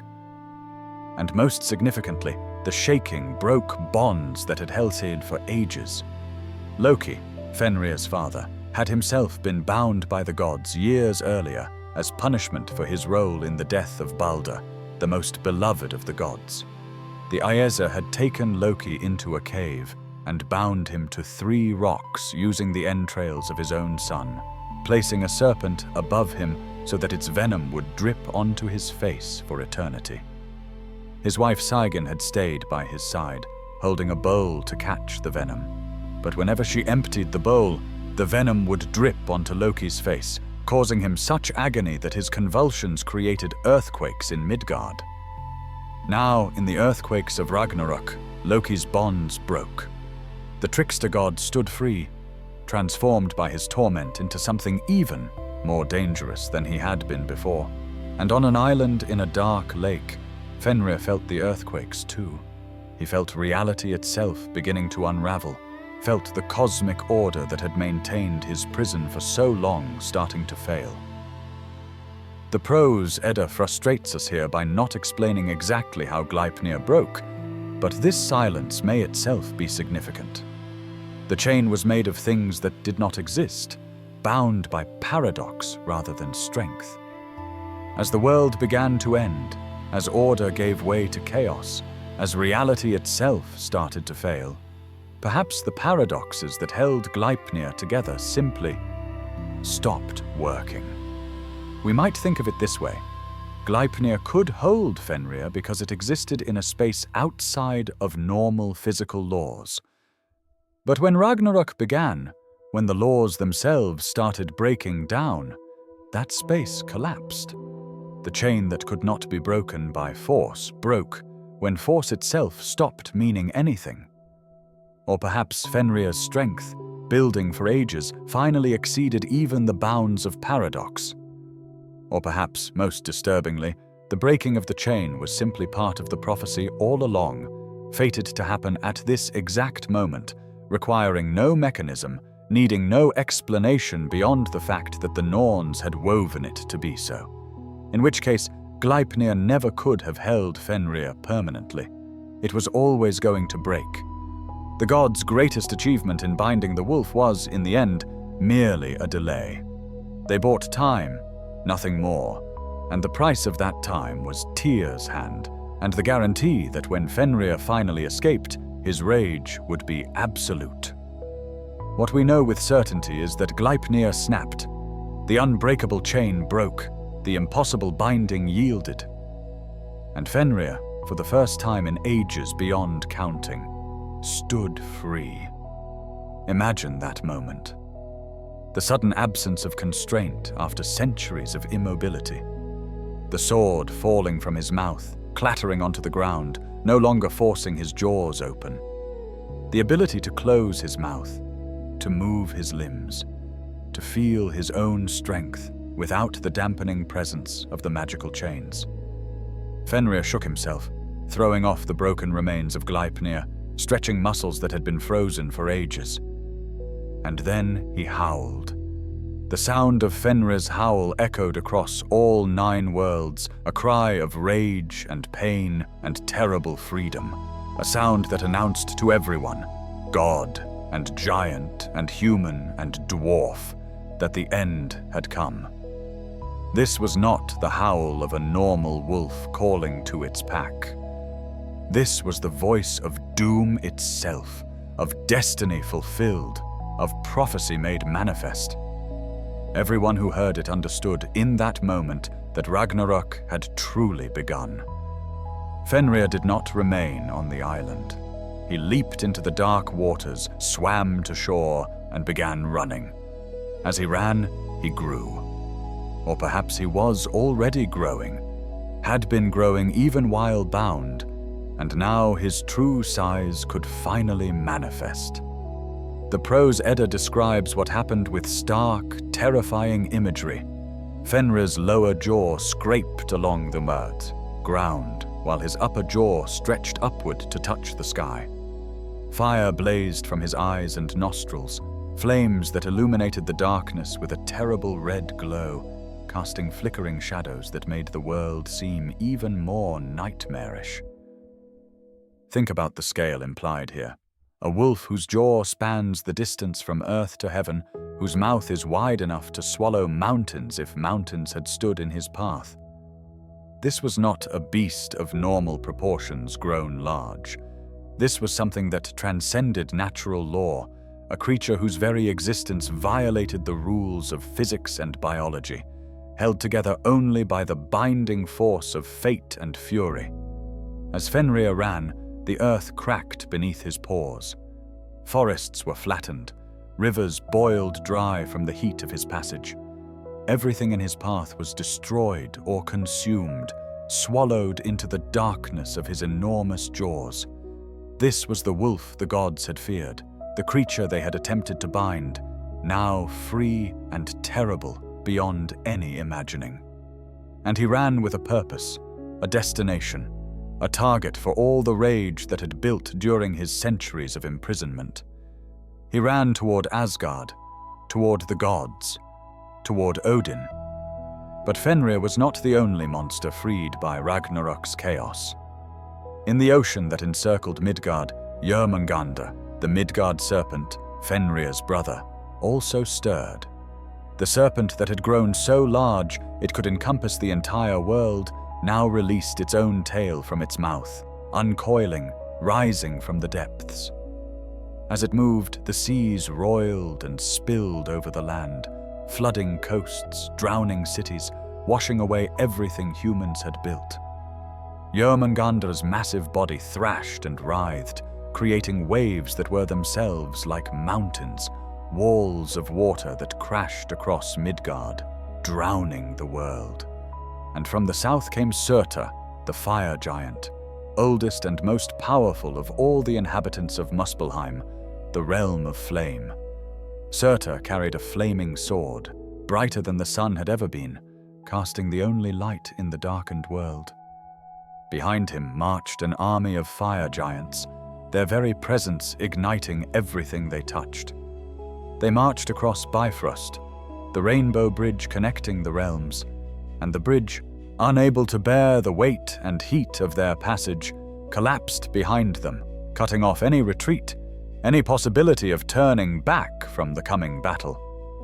Heimdall, the watchman, seeing this host approach, took up his horn, the Gjallarhorn, whose blast could be heard in all 9 worlds. He blew it now, a long, loud, desperate call that announced to every god in Asgard that the moment they had feared for so long had finally arrived. Ragnarok was here. The final battle was beginning. There would be no more delays, no more chains or tricks or clever plans. Only war and death and the end of everything they had known. Odin heard the horn. In his great hall Valhalla, surrounded by the Einherjar, the warriors he had gathered throughout the ages precisely for this moment, the All-Father stood. He had known this day would come. He had prepared as best he could. He had built an army, sought wisdom, tried every possible way to cheat fate or at least to die well, with honor, fighting against the doom he could not prevent. Now the time for preparation was over. The time for battle had come. The gods armed themselves. Thor took up his hammer Mjolnir, the weapon that had slain countless giants, that had defended Asgard and Midgard for ages beyond counting. Tyr, one-handed since the day he had placed his right hand in Fenrir's mouth, took up his weapon with his remaining hand, ready to fight despite his maiming, perhaps especially because of it. Freya, discovering that he had given away his sword years earlier for love of the giantess Gerd, armed himself as best he could with what weapons remained. The gods and the Einherjar marched out to meet the advancing host of giants and monsters on the plain called Vigrid, a vast battlefield that would become the site of the final conflict. And across that darkened plain, illuminated only by the flames of Surtur's sword and the fire blazing from Fenrir's eyes, the wolf came. Fenrir came for the gods, came for Asgard, came most especially for Odin, the one who had ordered his binding, who had spent ages trying to cheat prophecy, who would now learn that fate cannot be denied. The Battle of Ragnarok was not a single fight, but many fights occurring simultaneously each god facing the enemy prophesied to be their death. Thor charged toward Jörmungandr, hammer raised, ready to fight his ancient enemy one final time. Freyr faced Surtur, underarmed but refusing to back down. Tyr confronted Garm, the Hound of Hell, matching his courage against the beast's fury. Heimdall and Loki found each other on the battlefield, ending their complicated relationship in mutual destruction. But the focal point of the entire battle, the moment that everything had been building toward since Fenrir's birth in the cold wastes of Jotunheim, was the confrontation between Odin and the wolf. The All-Father rode forward on Sleipnir, his 8-legged horse, the fastest mount in all the 9 worlds. He wore his finest armor, carried his spear Gungnir that never missed its mark, was accompanied by his Einherjar, hundreds of the greatest warriors who had ever lived. Against any normal enemy, this would be overwhelming force. But Fenrir was not a normal enemy. The wolf's jaws opened wide, wider than any physical jaws should be able to open, creating a darkness within darkness, a void that seemed to swallow light itself. His teeth, each one as large as Odin's entire body, gleamed with saliva and fire. His eyes, blazing like twin infernos, fixed on the All-Father with recognition and rage and terrible purpose. Odin charged. His spear flew true, as it always did, striking Fenrir in the chest.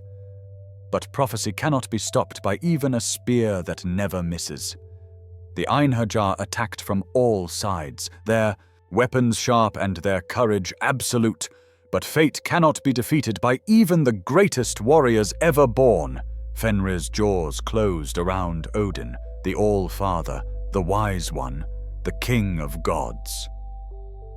The wolf swallowed him whole, not in the violent tearing of a normal predator, but in a single terrible moment of consumption. The god who had ordered Fenrir's binding, who had thought himself clever enough to cheat prophecy, who had spent ages preparing for this moment, disappeared into the darkness of the wolf's jaws, into the void where even gods cease to be. The prophecy was fulfilled. The doom that had been foreseen was realized, and Fenrir, having accomplished what fate had written for him, stood victorious on the battlefield of Ragnarok, having killed the King of Gods, having proved that no chain, no trick, no amount of fear or preparation could prevent what the Norns had woven into the fabric of destiny itself. But the tale does not end there, for prophecy had woven another thread, another moment of destiny, another death that must occur to balance the one that had just happened. And as Fenrir stood over the place where Odin had fallen, another figure approached through the smoke and chaos of battle. The silent god's vengeance, Vidar's response. Through the chaos of Ragnarok, through the screaming and dying, through the smoke of burning worlds and the blood of falling gods, one figure moved with purpose toward the wolf that had just devoured the All-Father. His name was Vidar, and he was the son of Odin, born of the union between the King of Gods and the giantess Grid. Throughout all the ages before Ragnarok, Vidar had been among the most overlooked of the Aesir, known primarily for his silence, earning him the epithet, the Silent God.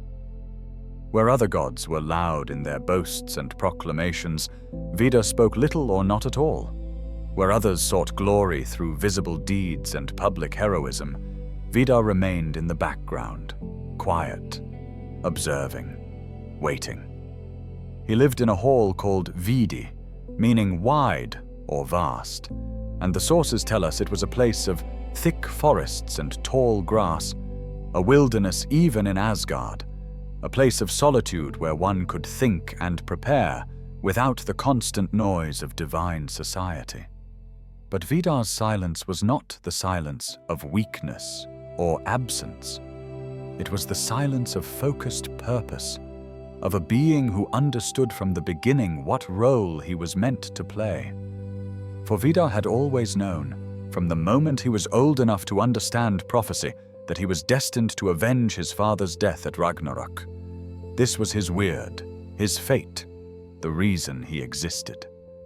And so, throughout all the ages that preceded the final battle, while other gods lived their dramatic lives full of sound and fury, Vidar had prepared for his one crucial moment. That preparation had taken a very specific form. The sources tell us that Vidar wore a very special shoe on his right foot, and this shoe had been in the making since the beginning of time. Not because it took that long to craft, but because it was being built from materials collected across ages. All the leather scraps that had ever been cut away from the toes and heels of every shoe ever made by any human craftsman. Every small piece, every scrap that cobblers had trimmed off and discarded, had been gathered throughout all the ages and woven together into this single boot. The symbolism here is profound. Vidar's weapon against Fenrir, the tool he would use to avenge his father, was made not through divine smithcraft or magic, but through the accumulated efforts of countless ordinary people doing ordinary work, none of them knowing that their small, discarded scraps of leather were contributing to something cosmic. It suggests that even the smallest, most overlooked things can matter, that nothing is truly wasted, that the humblest materials can serve the highest purposes when gathered across sufficient time. The practical purpose of this boot was specific and terrible. It was designed to fit inside Fenrir's mouth, to be placed against the wolf's lower jaw with enough strength and protection that even the bite of the creature who could swallow mountains would not crush it. Some sources suggest Grid, Vidar's mother, designed it specifically with this purpose in mind, creating protection against the fire that burned from Fenrir's jaws, ensuring her son could survive where others could not. Now, on the battlefield of Ragnarok, Vidar approached the wolf. Around them, the battle continued. Thor fought Jörmungandr, each dealing mortal blows to the other. Freyr fell to Surtur's burning sword. Tyr and Garm killed each other in a fury of wounds and blood. Heimdall and Loki dealt mutual death, ending their long, complicated relationship in simultaneous destruction. The world was ending, burning, drowning, collapsing into chaos. But Vidar's focus was singular, his purpose clear. Fenrir, having just swallowed Odin, stood in that moment between triumph and the next breath. That brief pause where victory seems complete. Perhaps the wolf felt satisfaction, the completion of the revenge he had nursed for so long during his centuries of binding. Perhaps he felt only the emptiness that comes after long-awaited vengeance is finally achieved. We do not know what Fenrir felt or thought in his final moments. The sources give him no words, no interiority, preserving the wolf's silence to the end. Vidar reached Fenrir.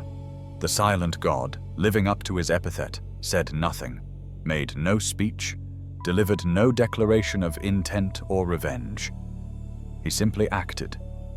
With his special shoe, he stepped on Fenrir's lower jaw, forcing it down, using all his considerable strength, the might of one of the strongest of the Aesir gods, to open the wolf's mouth wider, to expose the vulnerable inner flesh. The sources differ slightly on the exact method of Vidar's revenge. One version, from Vafthrud Nismal in the Poetic Edda, states that Vidar will stab his sword into the heart of Fenrir, and thus avenge his father. This portrays Vidar's vengeance as a straightforward, if difficult, stabbing.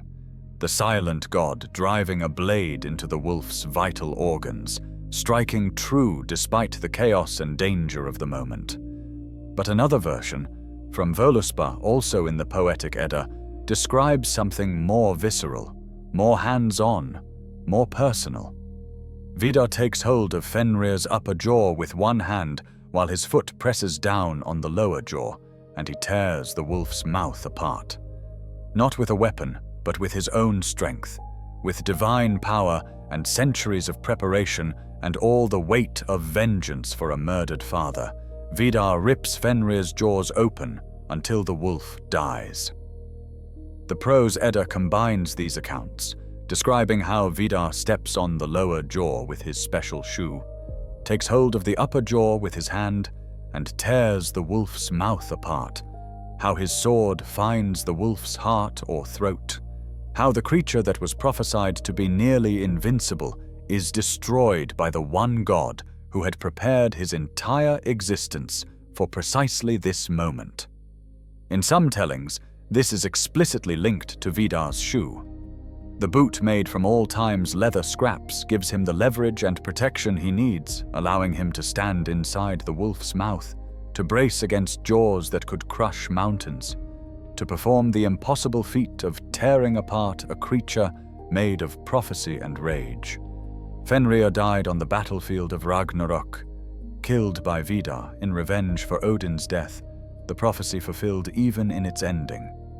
The wolf that could not be bound by Lyding or Dromi, that could only be held by Gleipnir made of impossibilities, that broke free at the end of the world and devoured the All-Father himself, this wolf met his end at the hands of the silent god who had never sought glory, never demanded attention, but who was there when needed most.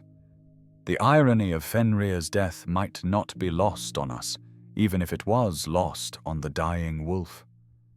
He was killed not by Odin, not by Thor, not by any of the gods who had bound him or mocked him or feared him most. He was killed by Vidar, the quiet one, the overlooked one, the one who had said so little throughout all the ages that most had forgotten to fear him. Fenrir, who knew intimately what it meant to be underestimated and feared simultaneously, was destroyed by a force he had not anticipated, by a vengeance that came not with noise and fury, but with silent determination. And with Fenrir's death, a strange symmetry was achieved. The wolf killed Odin, fulfilling the prophecy that had haunted the All-Father since before Fenrir's birth. But Vidar killed Fenrir, proving that prophecy cuts both ways, that fate is not a simple line, but a web of intersecting threads, that every death is balanced by another death, every ending by another ending. The prose Edda tells us that Vidar survived Ragnarok, one of the few gods to do so. After the fires died down, after the floodwaters receded, after the old world was consumed and a new world began to emerge from the ruins, Vidar was among those who remained to inherit what came next. The silent god, having completed the task he was born to accomplish, would continue into the new age, carrying with him the memory of his father and the wolf he destroyed to avenge him. But what did Vidar feel after killing Fenrir? Did he experience satisfaction, relief, triumph? Or did he feel the same kind of emptiness that perhaps touched Fenrir? After the wolf devoured Odin, that sense of completion that is also loss, the achievement of purpose that leaves one wondering what comes after. The sources do not tell us. Vidar remained silent even in victory, his thoughts as hidden as they had always been, his emotions as private as the forests where he dwelt. And what of Fenrir himself? The wolf's story ends here, on the battlefield of Ragnarok, torn apart by Vidar's hands and sword. There is no afterlife for monsters in Norse mythology, no Valhalla for creatures prophesied to destroy the gods. Fenrir simply ends, his purpose fulfilled, his revenge achieved, his fate completed. The wolf that was bound so long ago on an island, that waited through ages with a sword in his mouth and chains of impossibility around his limbs, that broke free at the end of all things and devoured the king of gods. This wolf was destroyed in the same moment that he finally achieved what he had been born to do. Was Fenrir evil? The question seems almost irrelevant by the end of his tale. He was a force of nature made flesh, a prophecy given form, a tool of fate used to bring about the twilight of the gods. The gods feared him, bound him, betrayed him, and in doing so created the very monster they hoped to prevent. If Fenrir had been raised differently, if Odin had approached him with honesty rather than fear, if Tyr's hand had been saved and trust maintained, would the prophecy have unfolded differently? Or was every moment, every choice, every action already woven into fate by the Norns, making the entire story an exercise in cosmic inevitability? These questions have no answers, or rather, they have too many answers, all of them true and contradictory simultaneously. Fenrir's tale is not a simple story of good versus evil, of heroes conquering monsters. It is a meditation on fate and fear, on how our attempts to control the future often create the very outcomes we dread, on how prophecy can be self-fulfilling precisely because those who hear it cannot help but react to it. The wolf died on the battlefield, torn apart by the silent god, his jaws finally stilled after ages of forced speech through the river that flowed from his mouth. And the gods who survived, few as they were, inherited a world transformed, a new age that came after the fire and flood, after the death of the old order, after the wolf finally fell silent. The wolf's shadow, legacy and meaning. Long after the last skald finished, singing of Ragnarok, long after the Viking Age gave way to Christianity, long after belief in the old gods faded into the realm of cultural memory rather than living faith, Fenrir endured. Not as a physical creature, obviously, but as a symbol, an archetype, a story that refused to die even when the culture that created it transformed beyond recognition. The wolf's shadow stretched across centuries, influencing art and literature and psychology, and our very understanding of fate and fear. The medieval Scandinavians who first committed these oral traditions to written form in the 13th century knew they were preserving something important, even as their Christian faith complicated their relationship with these pagan tales. Snorri Sturluson, writing his Prose Edda in Iceland, was himself a Christian politician and historian, yet he recognized the cultural value of the mythology he transcribed. When he described Fenrir's binding and eventual revenge, he was doing more than recording old stories. He was preserving a way of thinking about the world, a Norse conception of fate and heroism, and the relationship between present actions and future consequences. And what did Fenrir represent to those who told his tale around fires in long winter nights, who carved his image into rune stones and wooden posts, who invoked his name in poetry and prophecy? He was, most obviously, a symbol of uncontrollable power, the force that cannot be tamed despite all efforts to constrain it. Every society fears something beyond its ability to manage, something that grows despite attempts to limit it, something that will eventually break free and cause the destruction everyone dreads. Fenrir embodied that fear in perfect form. The monster you can see coming, the doom you know is approaching, the catastrophe you cannot prevent despite seeing it clearly. But Fenrir was also something more complex than simple destructive force. He was the consequence of the gods' own fear and actions. The wolf was born merely as a powerful creature, potentially dangerous, but not necessarily the apocalyptic beast he would become. It was the gods' decision to bind him, their betrayal of whatever trust might have existed, their treatment of him as a problem rather than a being, that transformed him into the destroyer of worlds. In this sense, Fenrir represents the self-fulfilling prophecy, the way our attempts to prevent feared outcomes often create them. Modern psychology recognizes this pattern. The child treated as a criminal often becomes one, not because criminality was inherent, but because the expectation shaped the reality.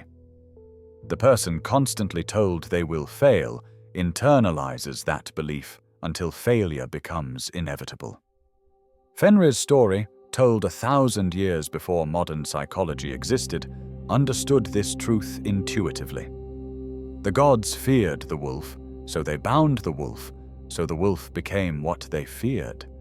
Cause and effect loop back on themselves until you cannot separate what was destined from what was created. Archaeological evidence shows that Fenrir's image appeared throughout Viking Age Scandinavia. Runestones from the period depict the wolf devouring Odin, with artistic representations showing a large beast consuming a figure recognizable as the All-Father. The Ledberg stone in Sweden, dated to the 11th century, shows a figure with his foot in the mouth of a four-legged beast, interpreted by scholars as depicting either Fenrir devouring Odin or Vidar taking revenge. The Gosforth cross in England, created in the 10th century, contains what many scholars believe are scenes from Ragnarok, including imagery associated with Fenrir's role in the final battle. These carvings were not merely decorative.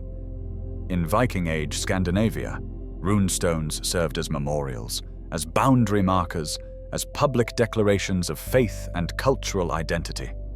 To carve Fenrir onto a stone was to invoke his power, to acknowledge his place in the cosmic order, to demonstrate knowledge of the old ways and the fate that awaited even gods. The wolf was too important, too central to Norse cosmology, to be ignored or minimized. In the Poetic Edda, multiple poems reference Fenrir, weaving him into the broader mythology in ways that emphasize his importance.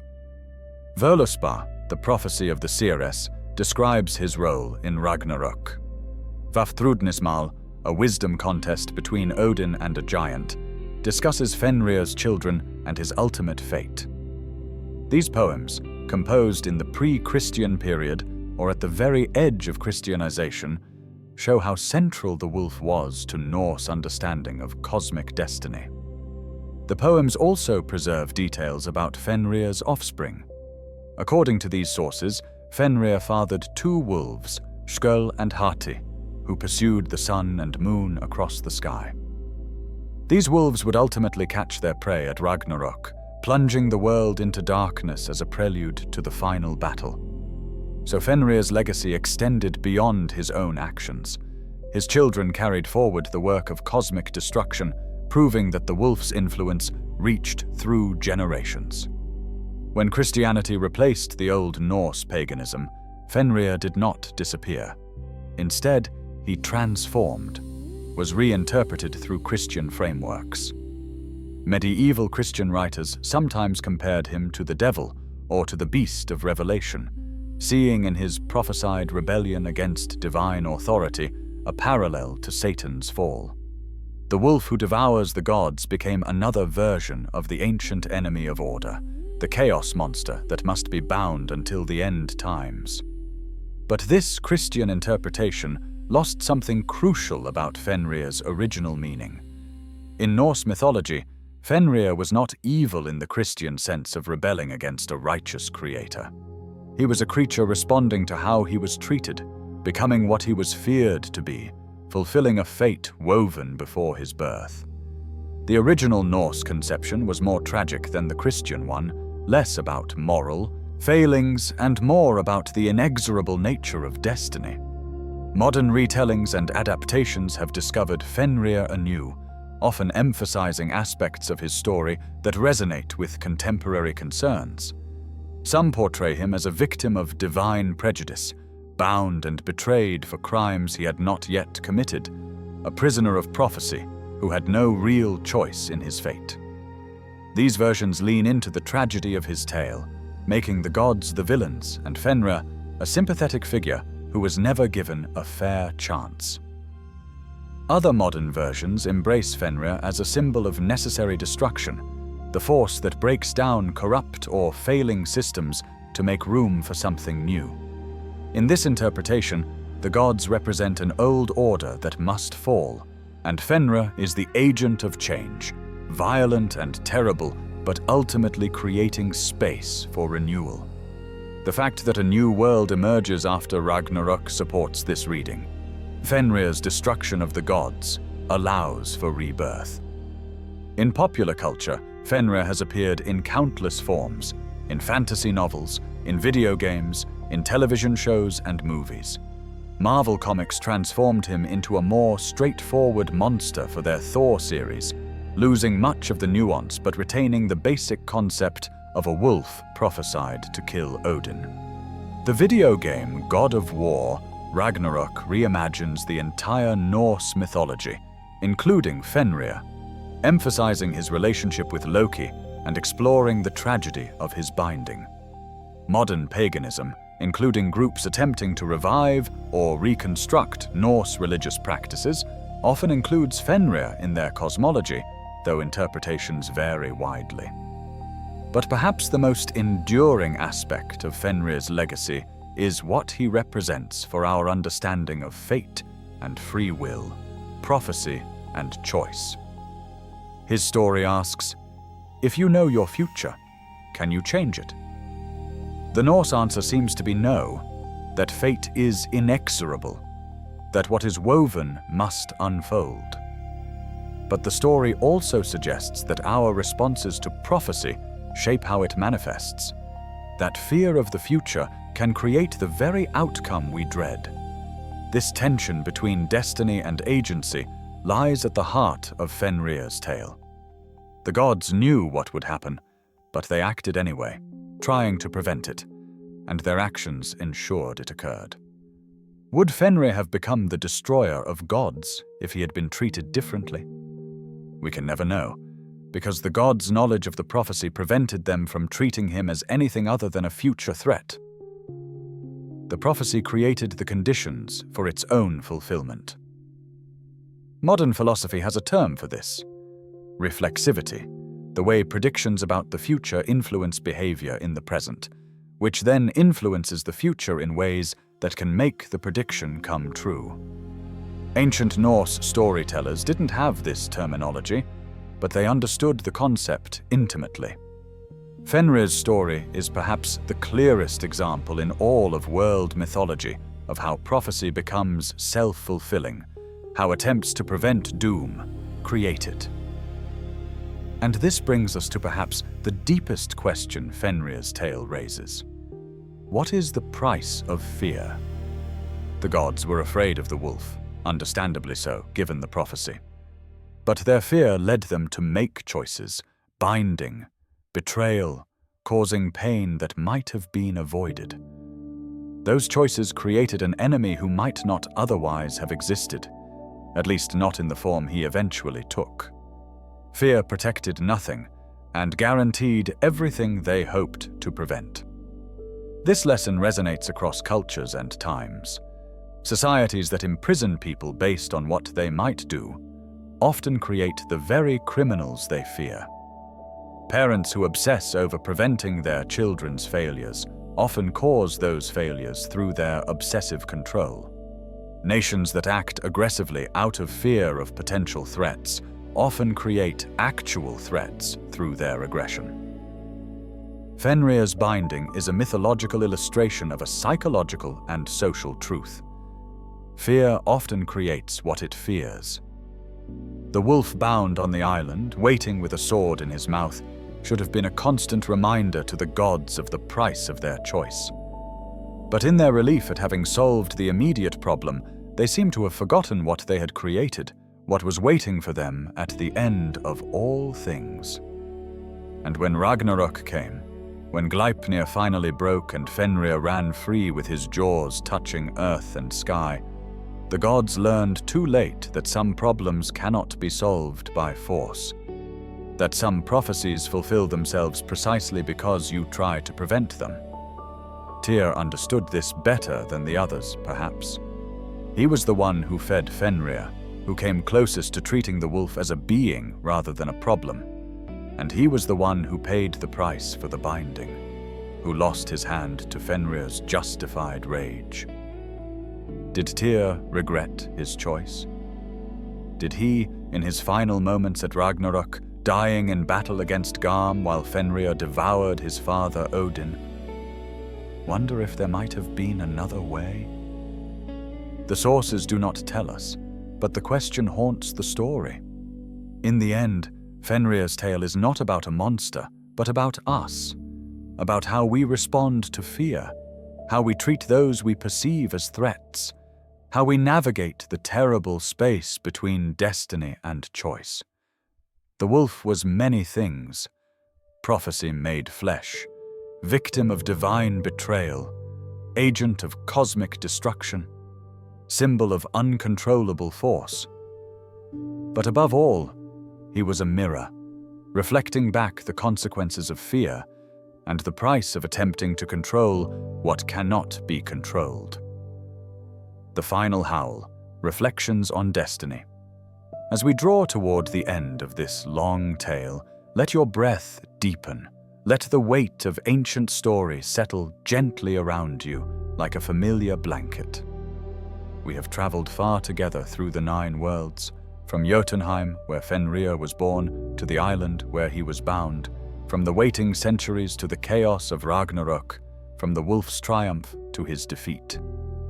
The journey is complete, but the questions linger, as they must with any story that touches on the deepest mysteries of existence. The Norse who first told this tale did not tell it to entertain, though it certainly entertained. They did not tell it merely to preserve culture, though it preserved much.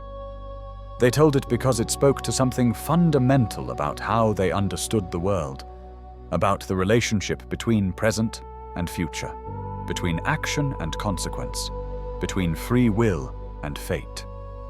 Fenrir's story was part of a larger cosmology that saw destiny not as something to be feared or avoided, but as something to be met with courage, faced with open eyes, endured with honor. Odin knew he would die in Fenrir's jaws. The prophecy was clear, repeated by every vulva he consulted, confirmed by every reading of the runes, acknowledged by wise beings throughout the 9 worlds. And yet Odin did not hide, did not flee, did not refuse to face his destiny. When Ragnarok came, when Heimdall blew the Gjallarhorn announcing the final battle, Odin armed himself and rode out to meet the wolf that would kill him. There is something admirable in that, something that speaks to a fundamental Norse value: courage in the face of inevitable doom. But courage alone did not save Odin, did not prevent his death, did not change what the Norns had woven. And this, perhaps, is the hardest truth of Fenrir's tale. Sometimes courage is not enough. Sometimes knowledge is not enough. Sometimes all the preparation and fear and binding and struggling changes nothing about the final outcome. What is fated will be, and the only real choice we have is how we meet it. Does this mean we should simply accept our doom, whatever we perceive it to be, without trying to change or prevent it? The Norse answer is complex, perhaps deliberately so. The gods did not passively accept Ragnarok even though they knew it was coming. They built armies, forged alliances, sought wisdom, did everything in their power to prepare for and perhaps prevent the final battle. Their resistance to fate was itself fated, part of the pattern that had to unfold. They were not wrong to try, but neither were they able to succeed. Fenrir himself had little choice in his story. He was born into prophecy, raised by those who feared him, betrayed by those who claimed to trust him, bound by chains of impossibility. His transformation from powerful creature into apocalyptic destroyer was shaped by how others treated him, by the gods' fear and actions. Yet he still fulfilled the prophecy, still devoured Odin, still became exactly what was foretold. Was he responsible for his actions, or was he merely playing out a role assigned to him before his birth? These are not questions with easy answers. They are the kind of questions that humans have asked ourselves for as long as we have been capable of asking questions, the kind that different cultures and philosophies have answered in different ways. The Norse answer, embedded in Fenrir's tale and in the larger mythology of which it is part, seems to be that both are true. We are bound by fate, and we are responsible for our choices. Destiny is real, and so is agency. Prophecy determines the outcome, but not necessarily the meaning. Consider Tyr's choice to place his hand in Fenrir's mouth. He knew, rationally, that he would lose that hand. The binding would work, and Fenrir would bite down in rage at the betrayal. This was as certain as any prophecy. And yet Tyr chose to do it anyway, to make that sacrifice, to pay that price. His choice was fated, yes, but it was also brave, also meaningful, also a reflection of his character and values. The fact that the outcome was predetermined did not make the choice less real or less significant. Perhaps this is the deepest wisdom of Fenrir's tale. Meaning is not found in changing fate, but in how we meet it. The gods could not prevent Ragnarok, but they could choose to face it with courage rather than cowardice, with preparation rather than despair, with honor rather than shame. Fenrir could not avoid becoming the destroyer of gods, but his rage was righteous, his revenge justified, his power undeniable. Vidar could not save his father from death, but he could avenge that death, could destroy the wolf that had destroyed the All-Father, could ensure that the story did not end with simple triumph for either side. The new world that emerges after Ragnarok, the green and beautiful land that rises from the sea after the fires die down and the floods recede, suggests that destruction is not the final word. The cosmos survives the death of gods and monsters. Life continues, perhaps in different forms, but continues. The old order falls, but something new takes its place. This too is part of the pattern, part of the cycle that includes Fenrir's binding and breaking, Odin's death and Vidar's revenge, the twilight and the dawn. For those of us living long after the Viking Age, long after belief in literal Norse gods and the coming of literal Ragnarok, what does Fenrir's story offer? Perhaps a reminder that fear often creates its own nightmares, that attempting to control the future through force and deception rarely works as planned, that treating someone as a monster often makes them become one. Perhaps an acknowledgement that some things are beyond our control, that fate exists in various forms, that not every problem has a solution and not every doom can be prevented. But also, perhaps, a call to courage, to facing what comes with open eyes, to making choices that matter even when outcomes are uncertain or predetermined, to finding meaning not in victory over fate, but in how we live within its bounds.